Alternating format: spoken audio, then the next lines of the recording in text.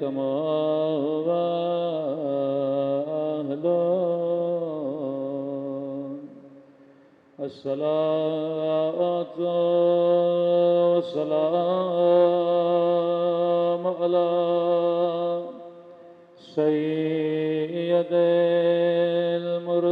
المرسلين وخاتم النبيين أبي القاسم محمد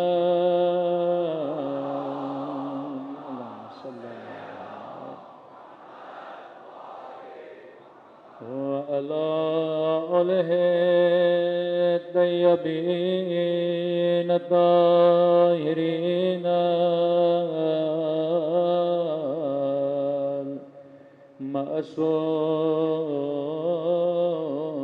المعصومين. دعاء امام زمان. اللهم كل وليك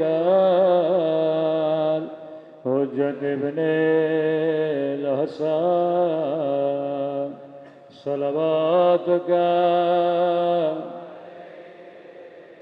وعلى آبائه في هذه الساعة وفي كل وليا وحافظا وقائدا وناصرا ودليلا حتى تسكنه أرضك طوعا وتمتعه فيها طويلا برحمتك يا أرحم الراحمين. صلوات پڑھیں.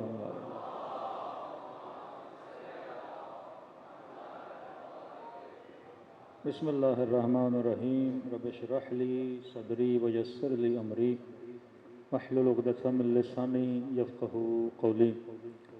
اما بعد فقد قال سبحانہ وتعالی فی محکم کتابہ والعصر ان الانسان لفی خسر الا الذین آمنوا وعملوا الصالحات. صلوات پڑھیں محمد وآل محمد.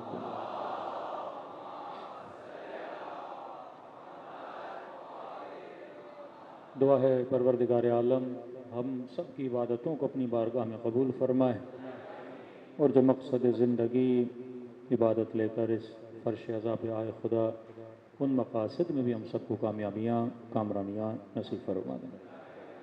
مسلسل آپ کی سماعتوں کی خدمت میں عرض کر رہے ہیں کہ یہ مکتب ایک معجزاتی مکتب نہیں ہے.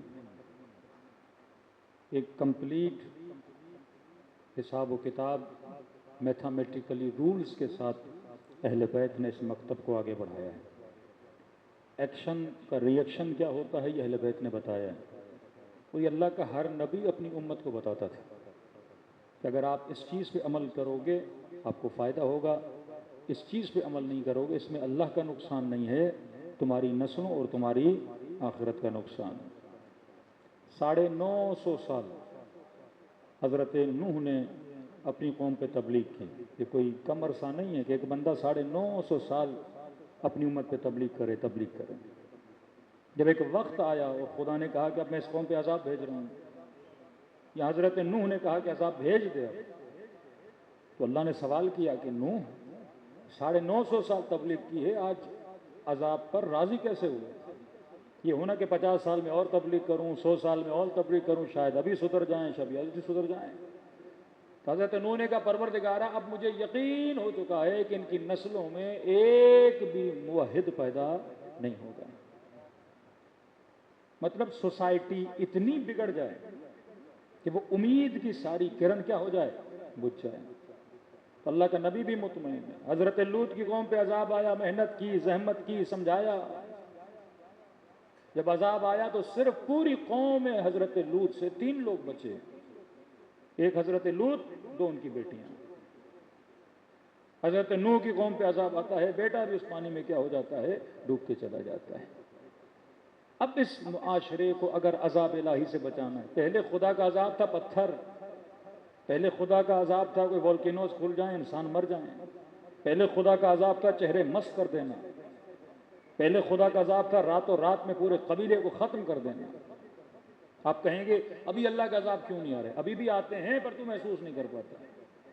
الہی نظام سے نکل کر غیر الہی نظام میں رہو گے، یہ ایک طرح کا خداوند کا عذاب ہے، کیونکہ اسے آخرت آپ کی تباہ و برباد ہو جاتی ہے۔ تو اہل بیت نے اس عذاب سے بچنے کے لیے آپ کو ایک نیٹ ورک دیا۔ آپ دیکھتے ہیں نا کہ شہد کی مکھی جب چھتا بناتی ہے تو ایک نیٹ ورک بناتی ہے نا، کس طرح ایک خلیہ دوسرے خلیے سے جڑا ہوتا ہے، کس طرح ایک باکس دوسرے باکس سے جڑا ہوتا ہے، پوری ڈیوٹیز انہوں نے بانٹی ہوتی ہیں۔ ان کے اندر ایک کوئن ہوتی ہے جس کے لیے ہر چیز مہیا کی جاتی ہے، اور ان کو سگنل دیے جاتے ہیں کہ آپ نے کس پھول پہ بیٹھنا ہے، کس پھول پہ نہیں بیٹھنا۔ ان کا کوئی 20 یا 22 مائلز کا یا کلومیٹر کا ایک ریڈیٹر ہوتا ہے، اس سے یہ باہر نکال نہیں سکتے ہیں۔ انہوں نے چھتا بنانا ہے، پھر چھتے بنانے کے بعد شہد جمع کرنی ہے، پھر شہد جمع کرنے کے بعد یہ ایک پروپلس بناتے ہیں اس کو سیل کرنے کے لیے، جب سردیوں کا موسم آئے تو ہوا اندر نہ جا پائے۔ جانور ہے، خدا کہتا ہے وَاعْتَبِرُوا عبرت حاصل کر۔ ان کے سروائیول کی وجہ ہے کہ ان کے پاس نیٹ ورک ہے۔ زمین کے اندر چوٹیوں کے گھروں کو دیکھو، کس طرح یہ نیٹ ورک بناتی ہیں، کس طرح ان کے اندر یونٹی ہے، کس طرح ان کے اندر وحدت ہے۔ ہاتھیوں کو دیکھو جنگل میں کس طرح ایک ساتھ سفر کرتے ہیں، پرندوں کو دیکھو آسمانوں میں کس طرح سفر کرتے ہیں۔ اصلاً تجھے فرش عزا حسین میں بلایا کیوں جاتا ہے؟ تاکہ تجھے نیٹ ورک کا بتایا جائے کہ کس طرح امام حسین تسبیح کے دانوں کو ایک دھاگے عزا حسین کے اندر سمٹ لیتے ہیں اور جمع کر دیتے ہیں۔ اب مولا نے تجھے جمع تو کر دیا، یہاں پھر باہر نکلنے کے بعد بکھر مت جانا۔ تمہاری حرکات، تمہاری سکنات، تمہاری مومنٹ ایک جیسی ہونی چاہیے۔ یہاں آپ کو بلایا جاتا ہے تاکہ آپ کی فکر کو ایک سطح پہ لایا جائے، سب کی فکر، سب کے اوپینین، سب کے نظریات کو ایک بنایا جائے، تاکہ پوری زندگی سارے شیعہ ایک ہدف پہ چلیں۔ اگر یہاں پہ 1000 مرد ہیں تو یقیناً سب کے گھر میں بچے ہوں گے، کچھ کی بیٹیاں، کچھ کے بیٹے۔ اب اگر یہاں سے اگر پیغام حسین ملے گا کہ مولا راضی ہیں کہ اپنی بیٹیوں کو حیا کا درس دو، پردے کا درس دو، تو یہ بھائی، یہ باپ جب گھر جائے گا تو بیٹی کو اس راہ اور روش پہ چلائے گا۔ تو آپ 1000 کا راستہ کیا ہو گیا؟ ایک ہو گیا۔ لیکن اگر مومنین آئیں، کوئی لبرل، کوئی سیکولر، کوئی کٹر مولائی، کوئی تبرہ کی اونچائی پہ، سب کے مزاج الگ الگ، تو سب کے گھروں میں جاؤ گے تو گھر بھی الگ الگ ہوں گے۔ میں نے آج سے 2 سال پہلے کشرہ پڑھا تھا جس میں کہا تھا کہ 3 طرح کی مجلسیں ہوتی ہیں۔ ایک مجلس وہ جس میں پورا گھنٹہ، پورے 40 منٹ صرف ذات اہل بیت کو ڈسکس کیا جاتا ہے۔ مثال دے رہا ہوں، رسول خدا کے زمانے میں ہم اب یہ ڈسکس کریں کہ رسول خدا پہنتے کیا تھے؟ یہ امامہ پہنتے تھے، عبا پہنتے تھے، جبہ پہنتے تھے۔ اچھا، رسول خدا کھاتے کیا تھے؟ کھجور کھاتے تھے امیر المومنین، کبھی کدو کھاتے تھے، کبھی کباب بھی ہوتا تھا، جو کی روٹی سنا ہے مولا علی بہت زیادہ کھاتے تھے۔ اچھا، رسول خدا کا گھر کیسا تھا؟ کا سنا ہے چھوٹے چھوٹے 9 کمرے تھے، تاریخ میں سائز بھی آیا ہے، اتنے سے گھر میں رسول خدا رہتے تھے۔ امیر المومنین کا گھر کیسا تھا؟ گھر ایسا تھا۔ سواری کیا تھی رسول خدا کی؟ کا شروع میں خچر بھی تھا، گدھا بھی تھا، گھوڑے بھی تھے، اونٹ بھی تھا۔ اب میں قوم کو یہ بتاؤں جو رسول نے پہنا وہ تم پہنو، جو رسول نے کھایا وہ تم کھاؤ۔ اگر ہم 100% رسول خدا کو کاپی کر دیں پہناوے میں، کھانے میں، پینے میں، اٹس امپاسبل کہ آپ آج کے زمانے میں 100% رسول خدا کو کاپی کر سکو، کیونکہ پورے کراچی میں 2% بھی لوگ ایسے کپڑے نہیں پہنتے جیسے رسول خدا پہنتے تھے۔ 2%، بہت بڑا بتا رہا ہوں، 0.5% بھی نہیں ہے۔ آپ باہر نکلیے، کتنے لوگ امامہ پہنتے ہیں، کتنے لوگ جبہ پہنتے ہیں؟ 0.5% بھی لوگ پورے کراچی تو کیا پورے مسلم ممالک میں ایسے نہیں ہیں جن کی سواریاں رسول خدا جیسی ہیں۔ کوئی موٹر بائک پہ، کوئی گاڑی پہ، بھائی اونٹ لاؤ نا، خچر لاؤ نا، گھوڑے لاؤ نا، جیسے رسول خدا کی سواری تھی. امپاسبل ہے. ہمارے بچوں میں سے کتنے ہمارے بچے ہیں جن کا کھانا رسول خدا جیسا ہے؟ آپ کا بچہ برگر کھائے، پیزا کھائے، کڑھائی کھائے، نیاز میں بریانی ہو، حلیم ہو. کبھی امام زین العابدین نے نیاز میں بریانی کی نہیں. صلی اللہ علیہ وسلم. کبھی معصومین کے گھروں میں جو نیاز ہوتی تھی، یہاں خیر و خیرات کرتے تھے، دعوت ذوالعشیرہ، تو بریانی سنی آپ نے کبھی؟ نہاری سنی؟ اب ہم پہ کہیں کہ جناب یہ تو آپ غلط کر رہے ہیں. ہاں تھوڑا بہت کاپی کر لیتے ہیں، ایک آدھا مسواک رکھ لیا، شلوار کو تھوڑا ٹخنوں سے اوپر کر لیا. باقی سنتوں کا کیا ہوگا جناب؟ یہ کار کلن کار غیر عقلانی ہے. کیونکہ ہر زمانے کا، ہر کلچر کا کھانا اپنا، لباس اپنا، پہناوا اپنا، سواریاں اپنی. دنیا ترقی کرے گی، سواریاں بدل جائیں گی. کہ کسی چھوٹے سے بچے نے سوال کیا کہ مولانا ہمارے والد صاحب نے گھر میں سوجنا رکھے ہوئے ہیں اور مجھے کہتے ہیں امام زمانہ آئیں گے تو مولا کی سواری ہے. بچہ ہے چھوٹا ہے. کہہ رہے ہیں بادام وادام، اخروٹ خوب کھلاتے ہیں اس کو کہ یہ انتظار میں ہے کہ امام زمانہ آئیں گے اور اس پہ سواری کریں گے. اور کہا ایک بار میں غلطی پہ اس پہ بیٹھ گیا تو باپ نے میری بڑی مرمت کی کہ امام کی سواری پہ آپ کیسے بیٹھے ہو؟ تو میں نے کہا آپ اپنا سوال بتائیے. کہ میرا سوال یہ ہے کہ امام زمانہ آئیں گے تو اس پہ بیٹھیں گے، ہمارے گھر میں گاڑی ہے تو ہم گاڑی میں بیٹھیں گے، تیز تو گاڑی چلتی ہے. تو ایسے تو مولا علی اعظم پیچھے رہ جائیں گے. یہ سارے پراڈو والے، ویگو والے تو آگے چل رہے ہوں گے. دین کو جب آپ مذہقہ بنا دیں، مذاق بنا دیں، حکمت آئے دین کو اپنی نسلوں کو نہ بتائیں. آج تک اس کے ذہن میں کانسیپٹ ہے کہ امام زمانہ گھوڑے پر آئیں گے، گھوڑے پر آئیں گے.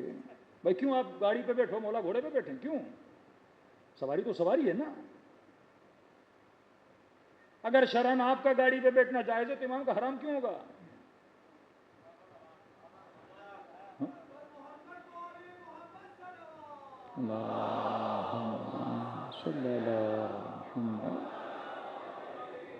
بہتر سے بہتر گاڑی، بہتر سے بہتر سواری مومنین امام کے لیے کیا کریں گے؟ مہیا کریں گے. دوسری بات، اگر امام کو جانا بھی ہو تو نہ گاڑی کی ضرورت ہے نہ گھوڑے کی، وہ تو طی الارض کے مالک ہیں. جہاں اشارہ کریں وہاں پہنچ جائیں گے. لیکن اسباب عالم سے اہل بیت نے انکار نہیں کیا. امیر المومنین اپنے کسی نبی کا زمانے میں خچر، کسی کے زمانے میں اونٹ، کسی کے زمانے میں گھوڑا، یہ ان کی سواریاں ہوتی تھیں.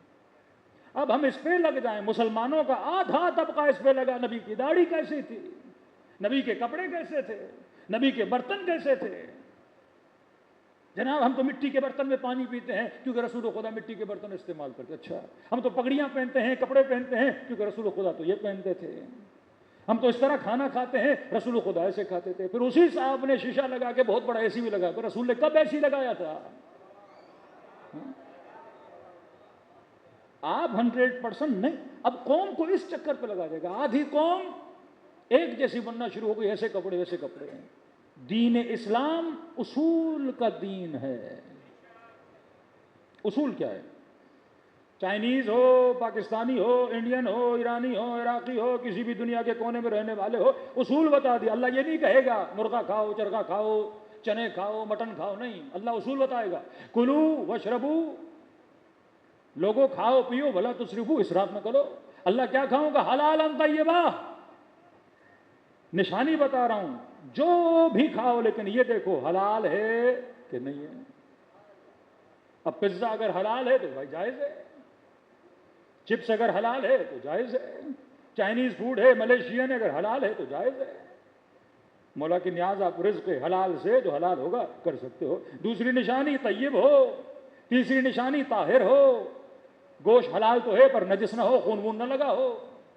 طیب ہو مطلب کوئی ایسا فوڈ اپنے بچوں کو نہ دینا جو حلال تو ہے، طاہر تو ہے پر انہیلدی فوڈ ہے.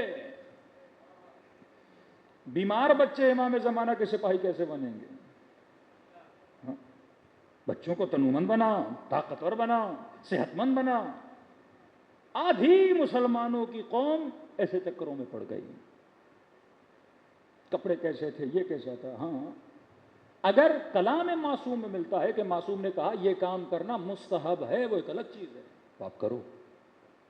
برش دینا مستحب ہے, صفائی کا خیال رکھنا مستحب ہے, خوشبو لگانا مستحب ہے, بالوں کی اصلاح کرنا مستحب ہے, ناخن کاٹنا مستحب ہے. کئی چیزیں واجب ہیں, کئی چیزیں مباح ہیں, ان چیزوں کا آپ نے خیال رکھنا ہے. لیکن میں اپنے زمانے کے حساب سے چلوں گا. یا رسول اللہ کپڑے کون سے پہنوں, آپ جیسے پہنوں؟ فرمایا لباس وہ پہننا جس لباس کے اندر حیا ہو, بے حیائی نہ ہو. تمہاری ٹی شرٹ اور شرٹ اتنی چھوٹی نہ ہو کہ سجدے میں جاؤ تو پیچھے سے پیٹھ انسان کی نظر آنے لگے. خاتون لباس اتنا تنگ نہ ہو کہ بدن کا سائز, اندام بدن نازک نہ ہو جس سے انسان کی اسکن ظاہر ہو جائے. میں نے ویسا لباس پہننا ہے, میں نے اس طرح سے کام کرنا ہے. اب جناب سیدہ کا لباس اپنے زمانے کا تھا, تمہارا لباس اپنے زمانے کا ہے. دین دین عقل تھا, دین دین حکمت تھا. جنگ جمل کے واقعات آپ پڑھیں گے پریشان ہو جائیں گے. ایک اونٹنی جس پہ نبی کی بیوی سوار ہے, اس اونٹنی کا فضلہ بھی گرتا تھا تو یہ تبرکن آ کے لیتے تھے. مقدس پروری, عقل کو زائل کرنا. سنت ہائے رسول پہ عمل کرنا صحیح ہے, لیکن رسول فرماتے ہیں اگر کوئی بندہ اپنے معاشرے میں سنت حسنہ کو قائم کرتا ہے خدا اسے بھی اجر عطا کرتا ہے. اب دیکھ رسول نے کیا کیا, اب کئی ایسے کام ہیں رسول کے زمانے میں نہیں تھے, رسول نے نہیں کیے. مثال دے رہا ہوں, عباس خان میں مجلس ہوتی ہے, آپ کی یہاں سبیلیں لگی ہوئی ہیں, مومنین آتے ہیں, one time use glasses plastic کے اٹھاتے ہیں, پانی پیتے ہیں. میں مختلف شیعہ سوسائٹیز میں گیا, شام کو دیکھا سارے گلاسز زمین پہ پڑے ہوئے ہیں. اب ایک جوان اٹھے, ایک مومن اٹھے, جناب مجلس کے بعد سارے اٹھیں گے, شوپر اٹھائیں گے, سارا کچرا جمع کریں گے. ایک سنت بنائے, اسے کہتے ہیں سنت حسنہ, ایک اچھی عادت معاشرے میں ڈالے. اس نیٹ ورک کے افراد کو ایک اچھی سمت میں لے کر جائے, اور اس بندے کی وجہ سے لوگوں کے اندر عادت ڈل جائے صفائی کی. فرماتے اللہ اسے کیا عطا کرے گا, اجر عطا کرے گا. ایسی سنت. یہی پاکستانی آسٹریلیا جاتے ہیں, یہی پاکستانی انگلینڈ جاتے ہیں, یہی پاکستانی یورپ جاتے ہیں. مجال ہے جو ایک گلاس آپ کو روڈ پہ نظر آئے, ہزاروں کی تعداد میں جلوس نکلتا ہے, اس کے ہاتھ میں شاپر. وہ عشق حسین میں نہیں کر رہے ہوتے وہاں, اور سسٹم کا خوف ہوتا ہے, کیونکہ اگر عشق حسین ہوتا تو عباس ٹاؤن کے بھی گلاس اٹھاتا یہ. وہی بندہ یہاں آتا ہے, گلاس یہاں پھینک دیا, وہاں جاتا ہے سیدھا ہو جاتا ہے. کیوں؟ کیونکہ وہاں نیٹ ورک ہے, وہاں سسٹم ہے. سسٹم ٹیڑھوں کو بھی سیدھا کر دیتا ہے, سافٹ ویئر اپڈیٹ ہو جاتا ہے. سسٹم بڑا پاورفل ہوتا ہے, وہاں سسٹم ہے, سسٹم لوگوں کو سیدھا کر دیتا ہے. ہم اہل بیت کے ماننے والے, اور سسٹم, اس سسٹم میں صفائی کا کانسیپٹ, النظافۃ من الایمان, صفائی نصف ایمان ہے. گھر تو صاف ہے, گلی گندی ہے. امام بارگاہ میں تو صفائی ہے, باہر جاؤ تو گندگی ہے. اس کا مطلب ہم ایک خاص سسٹم میں رہنے والے افراد نہیں ہیں. اگر ہماری گلیوں میں مجلس ہو تو دنیا کے لیے رول ماڈل ہو کہ جناب یہ کچرا نہیں کرتے, جناب ان کے اندر صفائی ہے. لیکن کیونکہ پورے ملک کا سسٹم بگڑا ہوا ہے, یہاں کا وزیر اعظم بھی اگر پانی پیے گا تو گلاس روڈ پہ ہی پھینکے گا. الناس علی دین ملوکہم, لوگ اسی کے دین پہ ہوتے ہیں. امیر المومنین خلیفہ بنتے ہیں. دیکھو, ایک سنت حسنہ, ایک اچھی چیز کی بنیاد رکھنا, اس کا ثواب ہے. کسی بندے نے کسی گاؤں میں تبلیغ کی, سارے کے سارے کیا بن گئے, شیعہ بن گئے. عجیب ہے فرمان معصوم امام جعفر صادق علیہ الصلوۃ والسلام.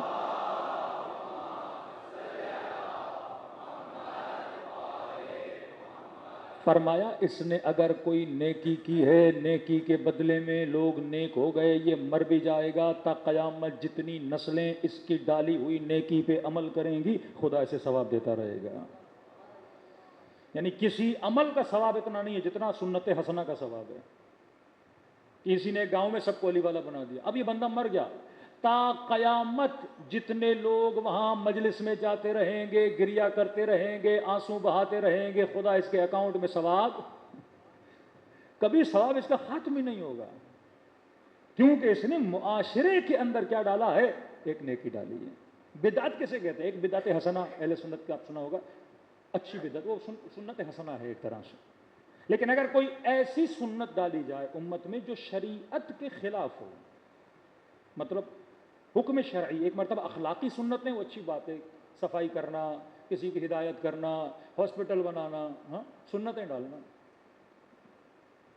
ایک مرتبہ نہیں، ایسی سنت جو شریعت میں نہیں ہے۔ خلیفہ ثانی جناب عمر نے ایک سنت ڈالی جس کے مقابلے میں امیر المؤمنین بڑی سختی سے کھڑے ہوئے۔ سنت یہ ہے کہ نماز جماعت پہ کل گفتگو ہوئی، بہت ثواب ہے، لیکن جماعت واجب نہیں ہے، مستحب ہے۔ کوئی بندہ ہے اس کو بہت جلدی جانا ہے، مسجد میں آئے گا، کونے میں پڑھ کے نکل جائے گا، گناہ نہیں ہے اس پہ اگر جماعت میں نہیں آ رہا ہے۔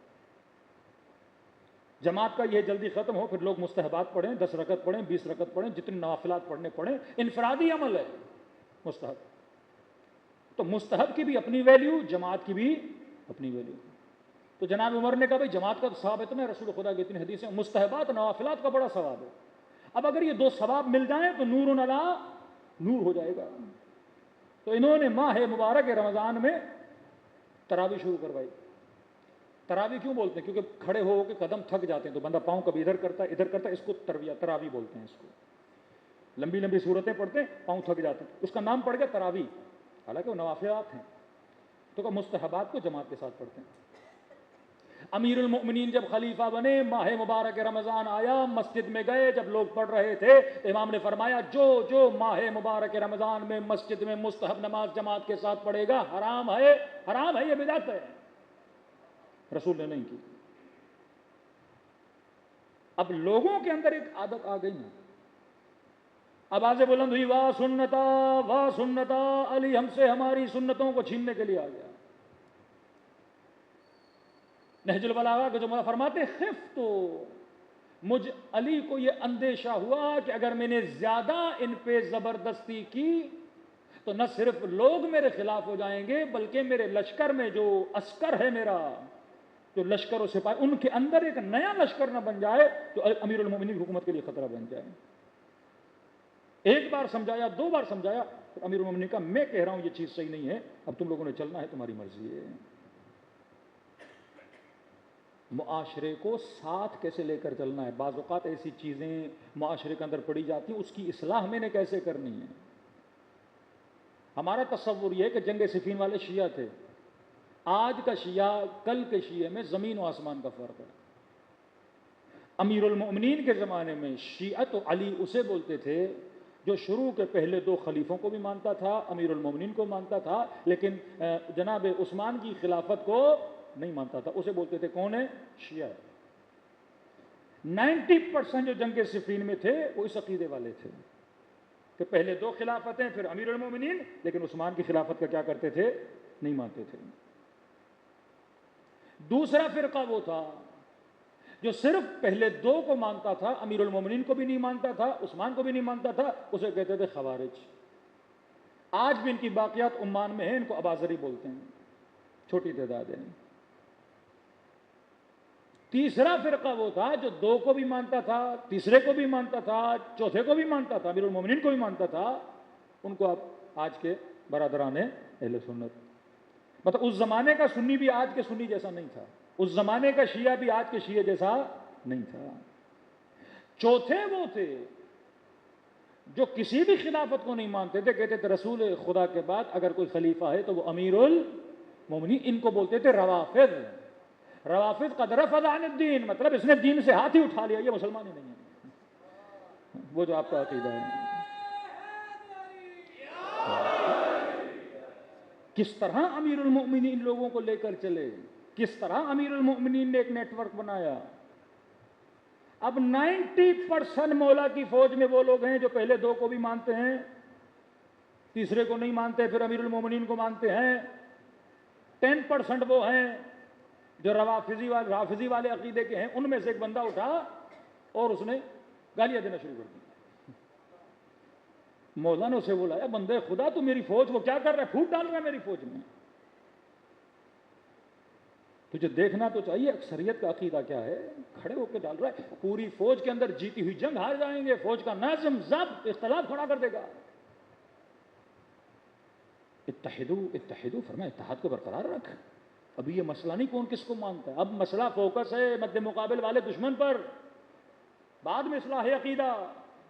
انی اکرہ لکم ان تکونوا من السبابین, پہلی بات تمہیں پسند ہی نہیں کرتا کہ تم گالی دو. کہاں سے بلاؤ سمجھاؤ, جو تمہارا عقیدہ ہے بڑے طریقے سے اس عقیدے پہ چلو. ہمارے استاد حج پہ گئے تو اس کو وہ ہمشیوں کے اندر بھی تو کئی افکار ہیں. ایک بندہ ملا سخت آغا رہبر کا مخالف, کہ میں ان کو نہیں مانتا, میں فلاں مرجع کو مانتا ہوں. اب کیوں نہیں مانتے؟ کہ انہوں نے فتویٰ دیا ہے اتحاد بین المسلمین, فلاں فلاں کو, اور ان کو آپ برا بھلا نہیں کہہ سکتے. یہ اہل بیت کے دشمن تھے, یہ اس طرح تھے, یہ اس طرح تھے, یہ اس طرح تھے, اور یہ دشمنان اہل بیت کو سپورٹ کر رہے ہیں. انہوں نے کہا آپ مجھے 2 سوالوں کا جواب دو. ایک طرف آپ کہو کہ رہبر معظم نے فتویٰ دیا کہ اہل سنت کے اکابرین کو, جن کو وہ مانتے ہیں, ان کا برا بھلا نہیں کہہ سکتے. پھر ایک چیز آپ سمجھو, جب آپ کہتے ہو صحابی رسول تو نسبت کس سے؟ رسول سے. زوجہ رسول نسبت کس سے؟ رسول سے. ان کی عوام کے ذہنوں میں ڈالا جاتا ہے اگر شیعہ کسی صحابی کو برا بھلا کہے گا تو کہتے ہیں یہ صحابی کو نہیں, یہ رسول کی توہین کر رہا ہے. تو کس کا صحابی ہے؟ رسول کا. زوجہ رسول ہے اس کی توہین کر رہا ہے الیاذ باللہ. تو نسبت کس سے؟ رسول سے ہے. تو عام ناس کے ذہنوں میں وہ فرد نہیں ہوتا, نسبت ہوتی ہے. ہم کہتے ہیں نواسہ رسول, یزید نے کس کی توہین کی؟ آل رسول کی. امام زین العابدین دربار میں جاتے ہیں, فرماتے ہیں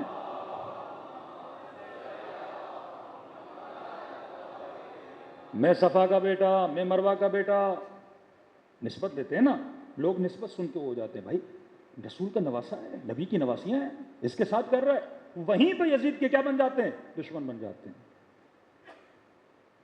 المؤمن کیس, مومن اشار ہوتا ہے. اگر آپ شروع میں بولنا شروع کر دو گے تو مسائل ہوں گے. ہاں اس کو بٹھا کے سمجھا سکتے ہو کہ جناب کسی کی نسبت کسی سے ہے, اس سے وہ فرد افضل نہیں ہو جاتا. قرآن میں حضرت لوط کی بیوی ہے, اس چیز سے وہ افضل نہیں ہو رہی. نوح کی بیوی ہے, اس سے وہ افضل نہیں ہو رہی. اب کہیں کہ اللہ نے کہا یہ مومنوں کی مائیں ہیں, ماں بننے کا ایک ریزن ہے کیونکہ اس سے ہم نکاح نہیں کر سکتے. اب سکون سے بیٹھ کے انسان کو سمجھا سکتے. امیر المومنین نے کس طرح ڈیل کیا؟ کہ اس قدر خطرہ تھا کہ ایک الگ لشکر بنے میرے لشکر سے ان لوگوں کی گالیوں کی وجہ سے. امیر شام معاویہ ابن ابی سفیان نے امیر المومنین کو خط لکھا, طنز کیا مولا علی پہ. آپ حکمت امیر المومنین کو دیکھیے, طنز کیا مولا علی پہ, طنز کیا علی پہ. فرمایا علی وہ وقت تجھے یاد ہے کہ جب تیرے ہاتھوں کو ایسے باندھ کے لے جایا جا رہا تھا جیسے اونٹ کے ہاتھ باندھے جاتے ہیں. کیا چاہ رہا تھا کہ علی جواب دیں. اب کسی شیعہ کو بتایا جائے امیر المومنین کے ہاتھ باندھے گئے تو یہ فوراً آگ بگلا ہو جائے, کس نے ہاتھ باندھے تھے؟ جو آئے گا یہ بول دے گا میرے مولا کے ہاتھ باندھے تھے, کس نے باندھے تھے بول دے گا. وہ خط لکھ کے یہ چاہ رہا ہے کہ علی جواب میں 4-5 چیزیں بولیں جنہوں نے علی کے ہاتھ باندھے تھے. امیر المومنین نے کیا جواب دیا؟ امام نے فرمایا تو چاہتا تھا کہ علی کو خوار کرے, پر تو نے خود یہ کلام لکھ کے علی کو عزت دی ہے. اتنا جملہ, تو چاہتا تھا علی کو خوار کرے, علی کے ہاتھ باندھے گئے, لیکن تو خود کہہ رہا ہے کہ علی کے ہاتھ باندھے گئے. اس کا مطلب علی مظلوم تھا اور مظلوم کی حمایت کرنی چاہیے. مولا نے ظالم پہ بات ہی نہیں کی. تو خود کہہ رہا ہے کہ میرے ہاتھ باندھے گئے, تو میں کیا تھا؟ مظلوم تھا. تو جب مظلوم تھا تو میں حق پر ہوں، اور جب مظلوم تھا تو مظلوم کی اللہ حمایت کرتا ہے، تو قابل تعریف ہے۔ اور کہا تو ان باتوں کو چھوڑ دے، تو ان چکروں میں کہاں پڑا ہے، یہ تو قریش کے مسئلے ہیں، تو کب سے قریش میں سے ہو گیا۔ امام نے لفظ استعمال کیا، تو لصیق ہے۔ لصیق مطلب تم نے خود کو قریش سے جوڑا ہے، نہ حسب اصلی ہے نہ نسب اصلی ہے۔ کہ مجھ سے ان باتوں پہ بات وہ کرے جو اصلی قریشی ہو۔ کیونکہ عبد الشمس ایک غلام لایا تھا، امیہ، جس کی نسل تھی۔ عرب میں ایک بہت بری عادت تھی، اگر کسی بچے کو پالتے بھی تھے تو کہتے تھے ہمارا کیا ہے، بیٹا ہے۔ امیہ یہودی تھا، یہودی زیادہ تھا۔ عبد الشمس اس کو لایا، اس کو پالا، پھر عبد الشمس سے یہ نسل چلی جس میں ابو سفیان اور یہ ساری نسلیں چلی ہیں، اور وہ کیا تھا، خود قریشی نہیں تھا، شام سے لایا گیا غلام تھا، اور اس کا دین کے اعتبار سے اس کا وہ کیا تھا، یہودی تھا۔ تو امام نے فرمایا کہ تو قریشی ہے بھی نہیں۔ یہاں تک مولا نے فرمایا اتنا لوگوں نے علی کو اتارا، اتنا لوگوں نے علی کو نیچا کیا، اتنا لوگوں نے علی نیچا کیا، آج علی اور فلاں کا کیا کرتے ہیں، آپس میں مقابلہ کرتے ہیں۔ امام نے جواب بھی دے دیا، کہتے ہیں خط لکھا کہ امیر المومنین کی توہین کرے، لیکن مولا علی نے اس کی پوری جڑ و حسب و نسب بھی اکھاڑ کے رکھ دیا، بتایا کہ تو کون ہے اور میں کون ہوں۔ پھر امام نے بتایا کہ میرا بابا کون تھا، میری نسبت رسول کے ساتھ کیا تھی، میں سیدہ شباب اہل جنت کا والد ہوں، میں قسیم النار والجنہ ہوں۔ اہل بیت نے بھی جواب دیا، لیکن جواب بڑے طریقے سے دیا۔ تو انہوں نے کہا کہ آپ رہبر معظم کی مخالفت کرتے ہیں، کہ نہیں وہ تو منع کرتے ہیں کہ اس طرح نہیں کرنا چاہیے، ہم تو فلاں کو مانتے۔ کہ فلاں صاحب کون؟ کہ فلاں صاحب تو کہتے ہیں جو بھی آئے کھینچ کے رکھا کرو، جتنا دل میں آئے، کوئی سامنے ہو نہ ہو بول دیا کرو۔ انہوں نے کہا کہ اس وقت شیعوں کے سب سے بڑے دشمن کون ہیں؟ مسلمانوں کا ایک فرقہ جو ہمیں کافر کہتا ہے، تو مسجدوں میں بم پھوڑتا ہے، کہ شیعوں کے قتل کو جائز مانتا ہے، جن کا واضح ترین گرو داعش، جبہت النصرہ، مختلف صورتوں میں آپ نے دیکھا ہوگا۔ کہ یہ بتاؤ وہ صاحب جو کہتے ہیں برا بلا کہو، اور شیعوں کے آج کے دشمن جو اہل بیت کو بھی برا بلا کہتے ہیں، شیعوں کے قتل کو بھی جائز مانتے ہیں، ان کا کلا کما کس نے کیا ہے؟ تمہارے صاحب نے، ہمارے صاحب نے؟ داعش کو کس نے مارا؟ عراق میں داعش کا خاتمہ کس نے کیا؟ جو کٹر شیعوں کے دشمن، اہل بیت کے مزارات کو گرانے والے۔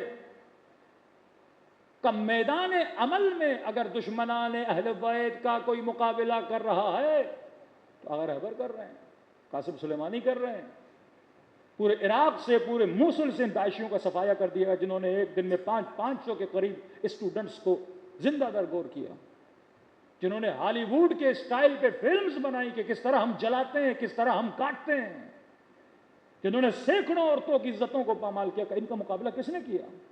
تمہاری فکر والے نے جو بیٹھ کے صرف زبان سے گالیاں دیتا ہے، یا میدان عمل والے نے جس نے اہل بیت کی توہین کرنے والوں کا منہ بھی بند کیا اور دست درازی بھی کی، تو ان کے ہاتھوں کو بھی کاٹا، اور اگر انہوں نے شیعوں کے گردن کاٹی تو ان کا مقابلہ بھی کیا؟ کون تھے جو سیدہ زینب کے روزے کا دفاع کرنے والے تھے؟ کون تھے جو کاظمین اور سمرہ کو بچانے والے تھے؟ پہلی تو یہ بات۔ دوسری بات، تمہارے بڑے صاحب جو تمہیں کہتے ہیں یہ بھی کرو وہ بھی کرو، جو تمہارا طرز عزاداری ہے، جو تم نے طریق عزاداری اپنایا ہوا ہے، اگر غیر شیعہ کو باہر لا کے کھڑا کر دیں، اسے بولیں کہ اس طرز عزاداری کو دیکھو، تو وہ کیا تمہاری تعریف کریں گے؟ جو عراق میں ایک بازار لگایا جاتا ہے، صرف آپ گوگل پہ لکھیں شیعہ، کون کون سی پکچرز آتی ہیں، کہ اگر میں کسی اور کو کھڑا کر دوں، بولوں یہ شیعت ہے، یہ عزاداری اور یہ روح عزاداری ہے، تو کہ ہماری طرف اٹریکٹ ہوگا؟ کہ یہ بات تو آپ صحیح کہہ رہے ہیں، اگر غیر مسلم، غیر شیعہ یہ چیزیں دیکھے گا، اٹریکٹ نہیں ہوگا۔ تو کہ آپ اپنی عقل سے سوچ کے بتا، کون مکتب کی تعریف کر رہا ہے اور کون مکتب کی ترویج کر رہا ہے، کون مکتب کو بدنام کر رہا ہے، اور کون شیعوں کی جان اور مال اور ناموس اور عزت اور باؤنڈریز کا دفاع کر رہا ہے؟ خدا نے عقل دی، المؤمن کیس،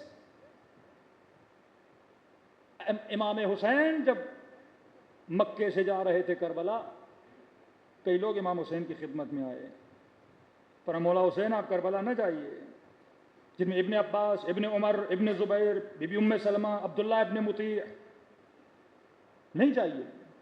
کیوں نہ جاؤں؟ فرمایا حسین ابن علی آپ کو قتل کر دیا جائے گا۔ ام سلمہ رسول کی زوجہ، نہیں جائیے، قتل کر دیے جائیں گے، آپ سید الحجاز ہیں۔ تو ان کی فکر غلط تھی نا۔ آج سب سے بڑا مسئلہ غلط فکر کا ہے۔ فکر اگر غلط ہو پورا سماج غلط ہو جاتا ہے۔ اس جوان کی فکر اگر غلط ہو جائے، اس کا پورا مکتب، اس کی پوری راہ و روش، اس کا زندگی کا لائف سٹائل خراب ہو جاتا ہے۔ یہ ورڈز کتنے یوز ہوتے ہیں؟ Conservative, broad minded, open minded, old minded. اگر کسی بچی کی یہ فکر ہو جائے کہ اگر میں حجاب کروں گی تو میں سوسائٹی میں محدود ہو جاؤں گی، فکر ہو جائے۔ کسی باپ کی یہ فکر ہو جائے کہ بیٹی حجاب کرے گی، محدود ہو جائے گی، شاید رشتے نہ آئیں، یہ نہ ہو، وہ نہ ہو، ترقی نہ کر سکے، آگے نہ بڑھ سکے، فکر غلط۔ میں فرانس گیا تو وہاں پیرس میں کسی خاتون نے کہا مولانا یہاں ایک ایسی جاب کرتی ہوں جس میں حجاب پہ پابندی ہے۔ میں نے کہا پھر آپ کیا کرتی ہیں؟ کہ میں جاب پہ جاتی ہوں، دوپٹہ اتار دیتی ہوں، باہر آتی ہوں پہن لیتی ہوں۔ وہاں کا مولوی اتنا مجبور کہ بیٹی کو اسکول بھیج رہا ہے، مولانا اپنے ہاتھ سے اسکول جاتی ہے، حجاب اتار دیتا ہے، باہر آتی ہے بیٹی کو پہنا دیتا ہے۔ مولانا مجبوری ہے۔ فکر غلط۔ یہ رزق جو آپ حجاب اتار کے کما رہے ہو، جب رزق ہی حلال نہیں ہوگا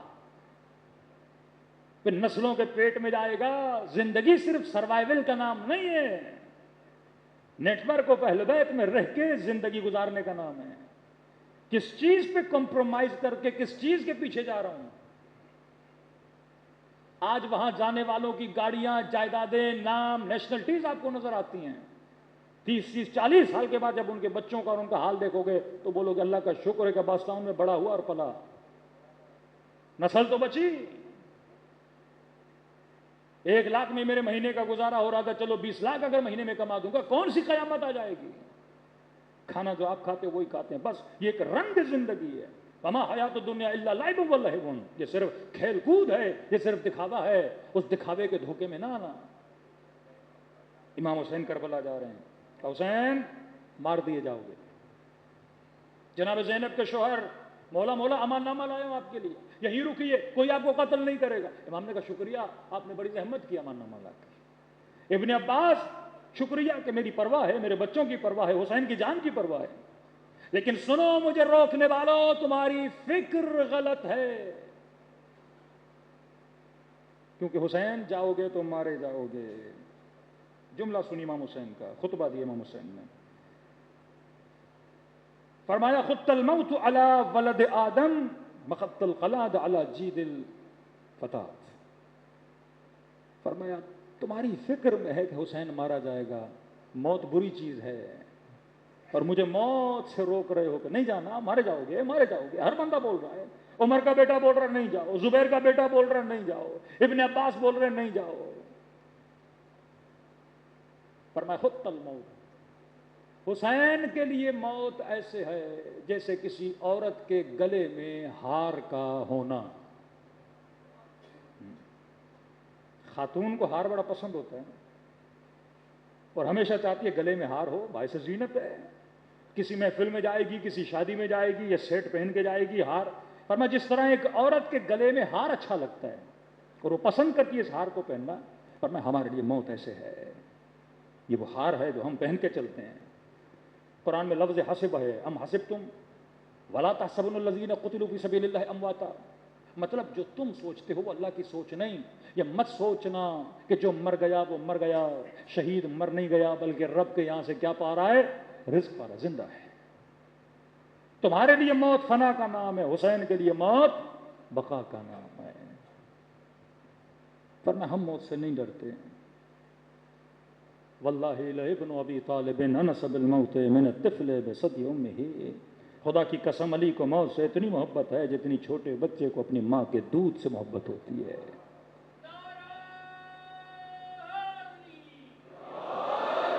تبھی دعا کرتے ہیں کہ اللہم اجعل محیای محیا محمد آل محمد مماتی ممات محمد آل محمد. کبھی موت سے نہیں ڈرے. دوسری چیز امام حسین نے فکر صحیح کر رہے ہیں، کہا ایک تو میں اس لیے جا رہا ہوں کیونکہ موت نہیں ہے. اگر یہ کہو کہ اس راستے میں بلا ہے، مصیبت ہے، مشکلات ہیں، تو فرمان میں حسین صبر کروں گا.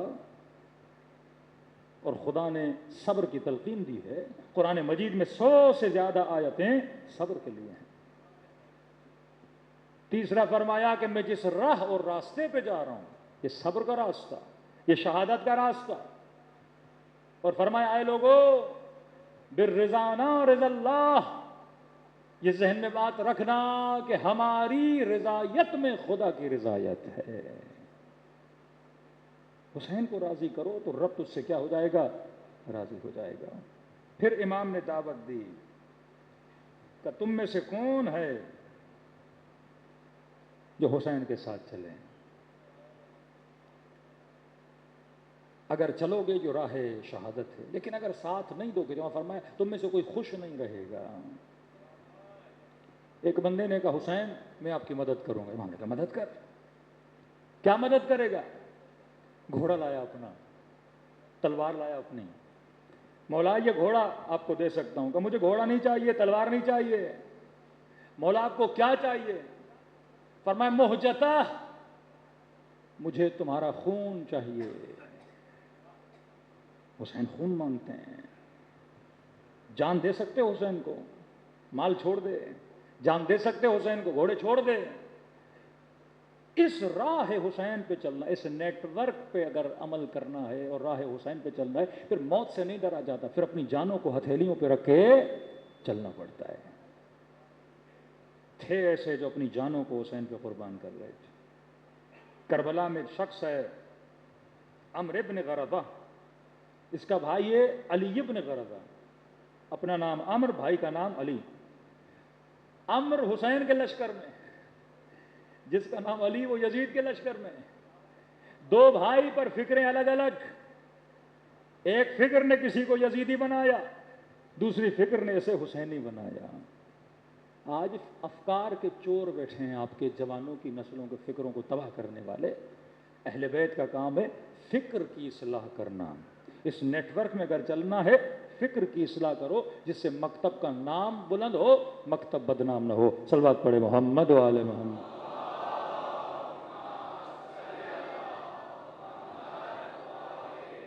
مختصر کر رہا ہوں. کئی لوگ تھے جن کی فکریں غلط تھیں، جن میں سے تاریخ کا ایک شخص ہے عبداللہ ابن عمر، عبداللہ ابن عمرو عاص. دو بھائی تھے، محمد عمرو عاص، عبداللہ عمرو عاص. کس کے بیٹے ہیں؟ عمرو عاص کے. دا برین آف معاویہ. مسجد میں بیٹھے ہیں، امام حسین مسجد میں آئے. عبداللہ عمرو عاص نے امام حسین کو دیکھا، ادب میں احترام میں کھڑا ہو گیا. السلام علیکم یا ابا عبداللہ. اپنے دوستوں کے ساتھ بیٹھا تھا. کہا پتا یہ کون ہے؟ کہا کون ہے یہ؟ کہ سید الشباب اہل الجنہ، جنت کے جوانوں کا سردار ہے، عمرو عاص کا بیٹا. اس کے دوست اس کے ساتھ تھے. کہا سبحان اللہ سبحان اللہ، کس کا سردار ہے؟ کہ جنت کے جوانوں کا. کہ تیری سمجھ نہیں لگتی؟ ایک طرف بولتا ہے جنت کے جوانوں کا سردار، پھر صفین میں اسی کے بابا کے مقابلے میں کھڑا ہو گیا تھا. کہ وہ بات الگ ہے، نبی کا نواسا ہے، جنت کے جوانوں کا سردار ہے، وہ بات الگ ہے. کہ کیا مطلب؟ کہ قرآن کا حکم ہے وبالوالدین احسانا، ماں باپ کے ساتھ نیکی کرو. ولا تقولوا لهما اف، ان کو اف تک نہ کہو. اب کیوں کہ عمرو عاص میرا والد ہے، اس نے کہا کہ لڑو، میں حکم کا پابند تھا، باپ کو میں اف نہیں کہہ سکتا. تو وہ والد کے احترام میں علی کے مقابلے میں گئے تھے. انہوں نے کہا یہ کیا بات ہوئی؟ ایک طرف کہو جنت کے جوانوں کا سردار، دوسری طرف کہو والد کے احترام میں گئے. تو کہا بھائی قرآن کا حکم ہے، میں قرآن کی مخالفت تو نہیں کر سکتا. اختلاف اتنا بڑا تو کہا چلتے ہیں حسین سے پوچھتے ہیں کہ تمہاری فکر صحیح ہے یا غلط ہے. اب عبداللہ حسین پر مولا حسین کے پاس امام نے فرمایا لا طاعت لمخلوق فی معصیت اللہ. مولا فرماتے ہیں والدین کی ایسی اطاعت نہیں کر سکتے جو خدا کی اطاعت کے مقابلے میں آ کے کھڑی ہو جائے. آپ نے دیکھنا ہے کہ حق کیا ہے، باطل کیا ہے. یہ نہیں کہ باپ نے کہا کہ بیٹا جاؤ 10 گرام ہیرون تو لے کر آ جاؤ. کیا مولانا جا سکتے ہیں؟ باپ نے کہا ہے. ہاں؟ کسی کا باپ نشائی علیہ باللہ، چرسی ہے، موالی ہے، بیٹے کو بیٹا پیسے ہیں میرے لیے تھوڑا لے کر آ جاؤ، کہ مولانا باپ نے کہا ہے. کہ نہیں، لا طاعت فی معصیت اللہ. ماں باپ کی اطاعت کرو پر اللہ کی معصیت میں نہیں، شوہر کی اطاعت کرو پر معصیت میں نہیں، بیوی کی سنو پر معصیت میں نہیں، بھائی کی سنو پر معصیت میں نہیں. پہلے کون؟ پروردگار عالم. کب رضا نا رضا اللہ، ہماری رضایت میں کس کی رضایت ہے؟ خدا کی رضایت.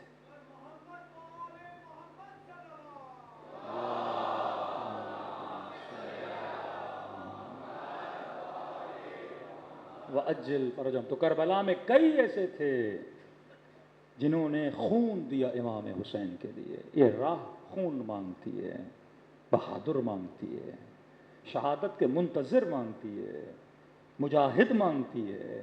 لیکن جو اس نیٹ ورک کو سمجھیں، نیٹ ورک پہ عمل کریں، رہبریت کے نظام کو، لیڈرشپ کے نظام کو سمجھیں. جب تک سوسائٹی میں ایک لیڈر نہیں ہوگا، پھر لیڈر بنایا اس کی حفاظت ایسے کرنی ہے جیسے کربلا کے اصحاب نے اپنے امام کی حفاظت کی تھی. وہ لیڈر کی طرف تیر آئیں تو جھک نہیں جانا، کھڑے ہو جانا ہے کہ تیر سینے پہ لگیں.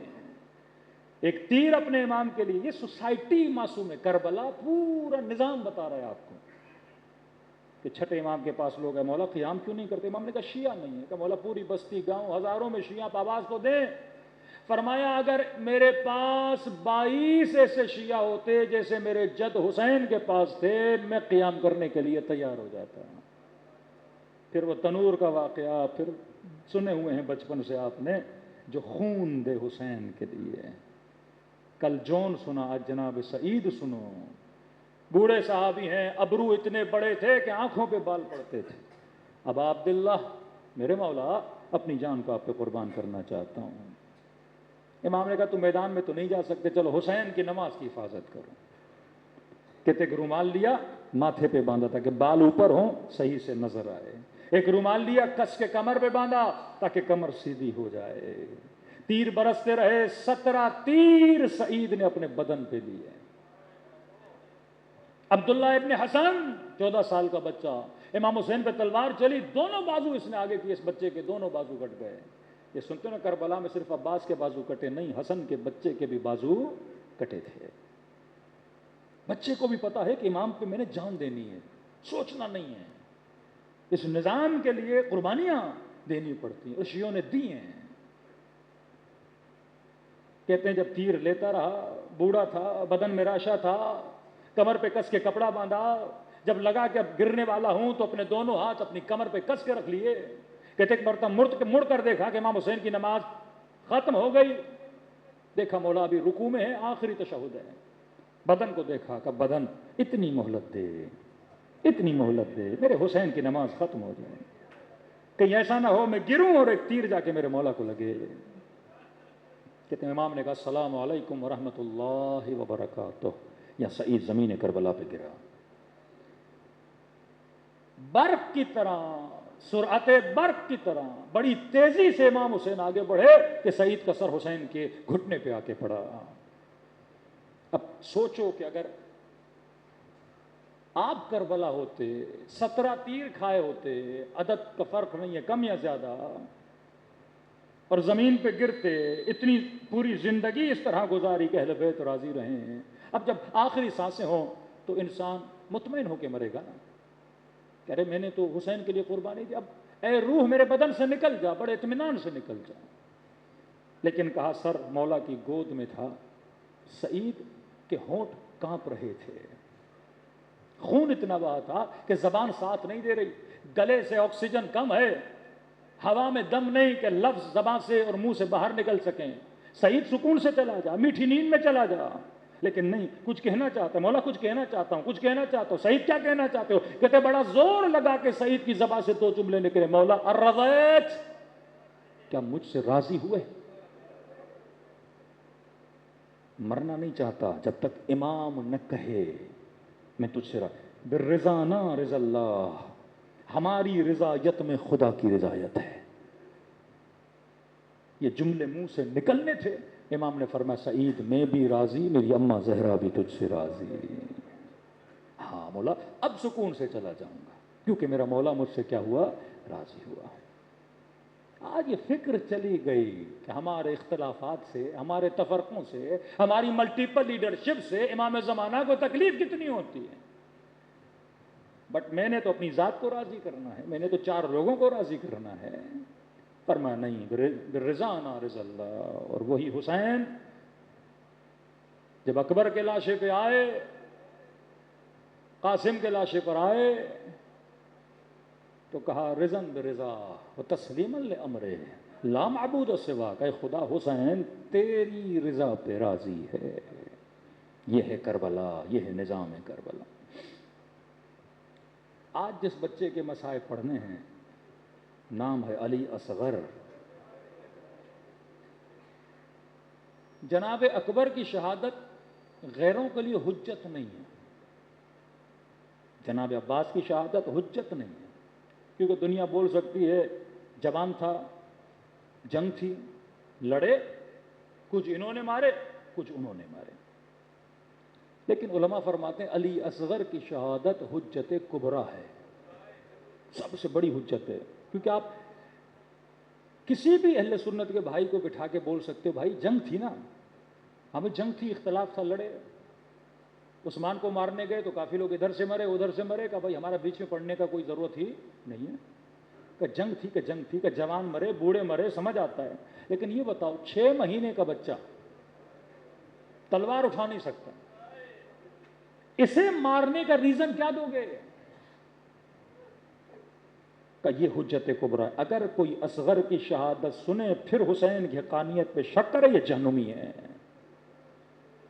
کیونکہ اصغر نے حجت تمام کر دی۔ اب قیامت کے دن اللہ بھی پوچھے گا یہ ضمن قتلت، تو دیکھ بھی رہا تھا ایک بچے کو ایک نسل، ایک سوچ قتل کر رہی تھی، تم نے اسی سوچ کی حمایت کی، حجت تمام ہے۔ فرمایا ہے چھوٹا پر کبریٰ، حجت کبریٰ ہے۔ باب الحوائج لقب جناب علی اصغر کا، حاجتوں کی قبولیت کا دروازہ۔ کائے شیعو 2 جگہ پہ حسین کو یاد کرنا، شیعت اما ان شربتم بما عذب فاذکرونی، جب ٹھنڈا ٹھنڈا پانی پیو تو مجھ حسین کو یاد کر لینا۔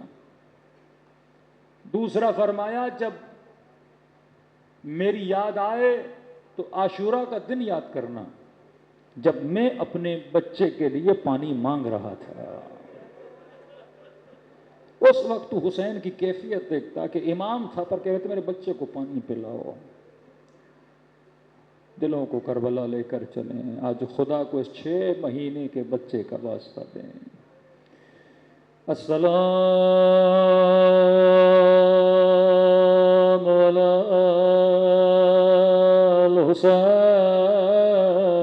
الحسین وعلی علی ابن الحسین وعلی اولاد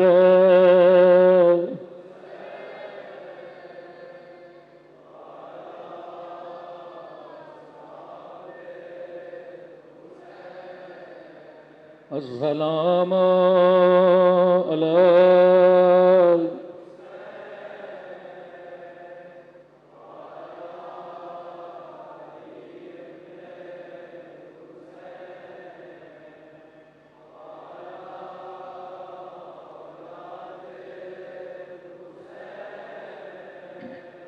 وعلی اصحاب بلند آواز سے السلام علی وعلی علی ابن وعلی اولاد وعلی اصحاب میرا سلام ہو رباب کی اجڑے ہوئے گودی پر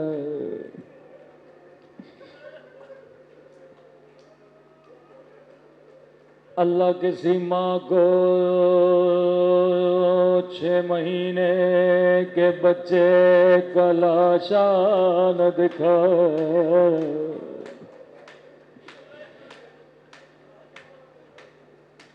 بڑے مظلوم ہیں علی اصغر۔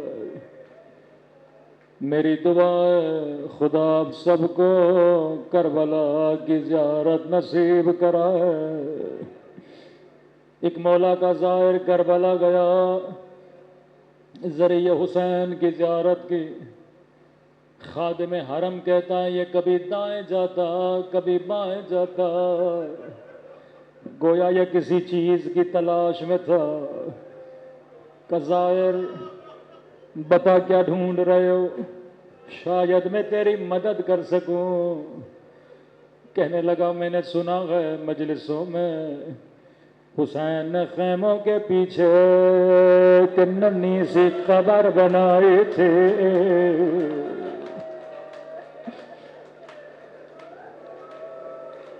حسرت تھی مولا کی میرے بچے کی قبر،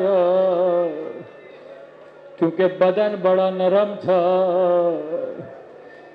یہ وزن برداشت نہیں کر پائے گا۔ سنا ہے پھر بدن پامال ہوا، لیکن کہیں تو دفنایا ہوگا، مجھے بتا لی اصغر کی قبر کہاں ہے؟ خادم کہتا پہلی مرتبہ کسی نے ایسا سوال کیا۔ حرم میں آغائے کشمیری تھے، اسے لے گیا آیت اللہ کشمیری کے پاس، قبلہ اس کا سوال ہے۔ مومن نے کہا مجھے علی اصغر کی قبر بتائی ہے۔ آغائے کشمیری کہتے ہیں میں نے کہا مومن مجھے بھی نہیں پتا، لیکن اگر 3 دن کی مہلت دو میں ذرا دیکھوں کتابوں میں۔ کہتے ہیں 3 دن ہر مقتل کی کتاب کو دیکھا، لیکن کہیں نظر نہیں آیا علی اصغر کی قبر کہاں ہے؟ کہتے ہیں مصلی پہ بیٹھا امام حسین سے توسل کیا، نیند آئی، خواب کے عالم میں امام حسین کی زیارت ہوئی۔ فرمایا کشمیری میرے زائروں کو کہو میرے اصغر کو ڈھونڈنے کی ضرورت نہیں ہے، جس نے اصغر کی زیارت کرنی ہے وہ مجھ حسین کے قبر کی زیارت کر لے۔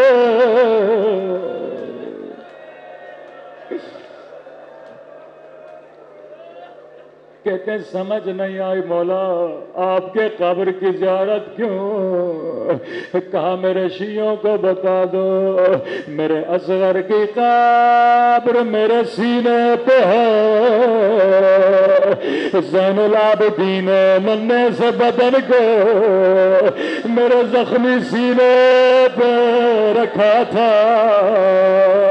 ایک جملہ علی اصغر کے لیے، حضرت علی اصغر بڑے خوش نصیب ہو، آپ کو بابا کا سینہ نصیب ہوا، لیکن ایک 4 سالہ بچی ہے جو زندان شام میں بابا بابا کر کے چلے گئے۔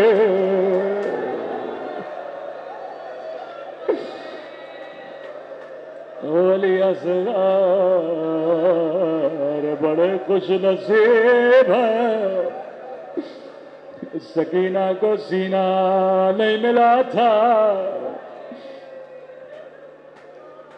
ظہر عاشور ہوئے، امام حسین نے آواز دی حل من ناصر ینصرنا،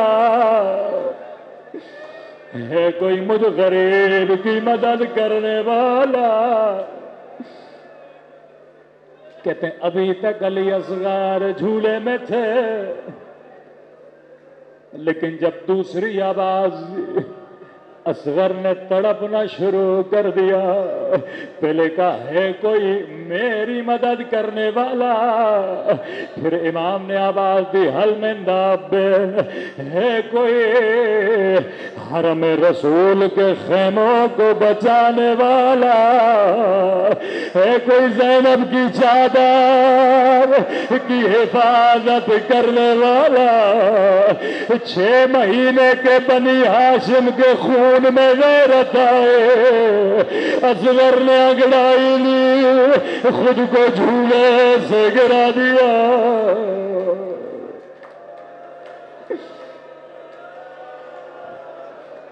रुबाब ने बच्चे को गोद में लिया, लेकिन असगर था जो रोने का नाम ले रहा था। मौला हुसैन खेमे में, रुबाब क्या हुआ मेरे बच्चे को? कि मौला शायद मेरे बच्चे को प्यास लगी। माएँ बच्चों से बड़ा प्यार करती हैं, माँ का दिल बड़ा नरम होता है। कि रुबाब परेशान न हो, मैं तेरे असगर को पानी पिला कर लाऊंगा। कि रुबाब थोड़ी देर खेमे से बाहर चली जा।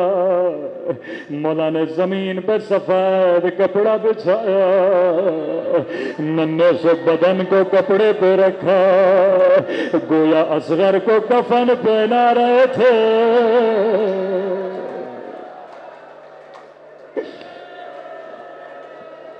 6 महीने का बच्चा कमजोर बदन अपने हाथ पे रखा। रिवायत के जुमले, हुसैन ने अबा का दामन असगर के चेहरे पे डाला। किसी ने चौथे इमाम से पूछा, मौला ये छुपा छुपा कर क्यों ले जा रहे थे? फरमाया करबला में गर्मी बहुत थी, धूप में शिद्दत बहुत थी, असगर प्यासा था। हुसैन नहीं चाहते थे ये धूप मेरे बच्चे के बदन पे पड़े।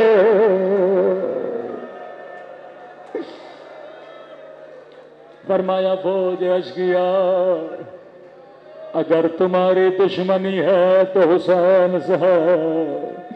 अरे मेरे 6 महीने के बच्चे ने तेरा क्या बिगाड़ा?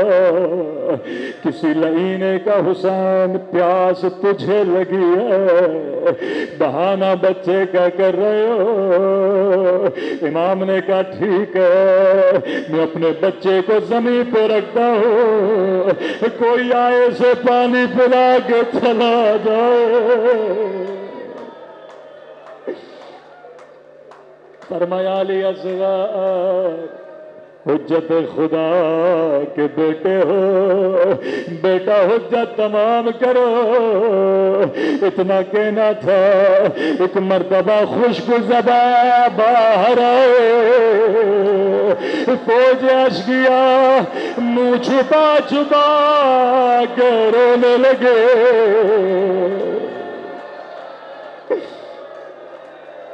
इब्न साद ने कहा हुरमला इक़्ता कलाम अल हुसैन, कहीं इनकलाब ना आ जाए। इसलिए ने तीर लिया, कमान लिया, लेकिन जब चलाना चाहता था उसके हाथ लर्जे, तीर कमान गिर गया। इब्न साद ने ताना मारा, कहा हुरमला अगर कोई पूछता मुझसे तेरे लश्कर में सबसे शकील कल्ब कौन है, सबसे संग दिल कौन है, मैं तेरा नाम लेता। लेकिन हुरमला 6 महीने के बच्चे से डर गए। कहने लगा इब्न साद बच्चे से नहीं डरा, जब तीर चलाना चाहता हो एक काले बुरके में बीबी है, सर पे कुरान, कहती हुरमला तेरे भी छोटे छोटे बच्चे हैं, ओ मेरे असगर ने तेरा क्या बिगाड़ा?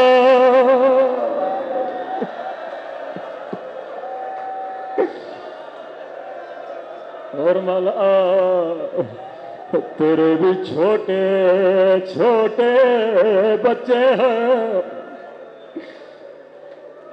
का एक काम कर, میں تیری آنکھوں پہ پٹی باندھتا ہوں.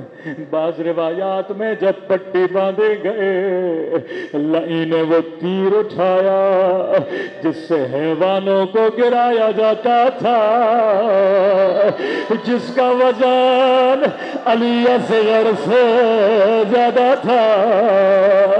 یہاں تیر کمان سے نکلا. حسین نے ایک نگاہ اپنے بچے کو دیکھا. من الاذن الى الاذن، تیر کان سے گیا اور دوسرے کان سے باہر گیا.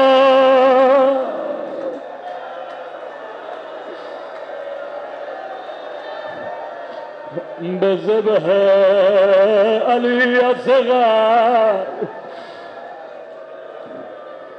مولا حسین کا چلو خون اصغر سے بھر گیا. آسماں کی طرف پھینکنا چاہا. آواز آئی حسین کبھی بارش نہیں برسے گے. زمین سے آواز آئے کبھی اناج نہیں اگے گا. سیدہ زینب فرماتی ہے جب خیمے میں آئے تھے میں نے حسین کو دیکھا پہچانا میں. کیا دیکھا؟ دو ننھے سے قدم جو خون میں رنگین ہے. حسین کی داڑھی خون سے رنگین ہے.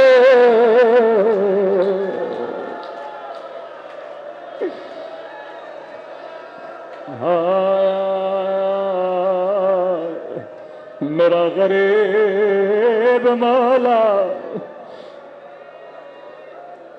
اکبر کا لاشا خیمے میں لے گئے، قاسم کا لاشا خیمے میں لے گئے، اون محمد کا لاشا خیمے میں لے گئے. لیکن جب اصغر کا لاشا حسین نے گودی میں لیا، چند قدم آگے چلتے تھے پھر پیچھے آتے تھے، پھر آگے جاتے تھے پھر پیچھے آتے تھے. کسی نے کہا مولا کیا کر رہے تھے؟ کہ حسین کی نگاہ خیمے کے در پہ پڑے. دو بیویاں کھڑی تھے، ایک رباب ایک ننھی سی سکینہ. حسین سوچ رہے تھے بچہ ماں کو کیسے دوں گا.